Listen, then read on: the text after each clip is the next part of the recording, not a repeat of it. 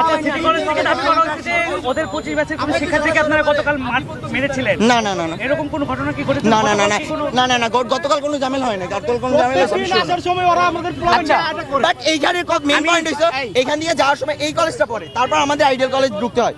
তো এইখান দিয়ে যাওয়ার সময় প্রত্যেকবার এইখান দিয়ে ওরা আড্ডা দেয়, এইখানে আটকাইবো, আটকাই মারবো, তারপর এইতে আমাদের আইডি কার্ড খুলে রেখে দেবো, আমাদের শার্টের যে লোগোটা ওইটা ছিঁড়ে ফেলবো, ছিঁড়া তারপর ওরা পোস্ট করবো বিভিন্ন। এইটা তো আমাদের যে বয়সের পোলাপানি এরা তো ক্ষিপ্ত হবেই, এটা তো স্বাভাবিক, ঠিক না?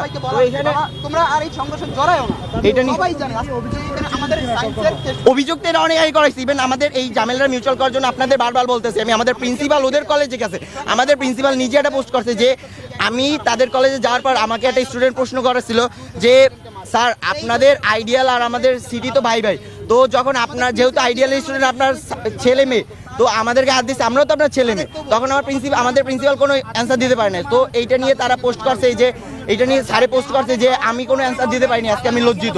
তো এইটা নিয়ে আমাদের যে আইডিয়ালের মেইন গ্রুপ ওইখানে পোস্ট করা হয়েছে যে আমরা কোনো ঝামেলায় জড়াবো না, আমরা আমাদের প্রিন্সিপালকে পিছায় কথা, হ্যাঁ অবশ্যই একটু পিছায় কথা বলবো, আমরা আমাদেরকে প্রিন্সিপালকে হ্যারাস করবো না। সেখানে তারা কোনো মানতেছে না, তারা তাদের মতো ঝামেলা চালাইয়ে যেতেছে। আমরা পিছপা দিলে তারা ঝামেলা করতেছে।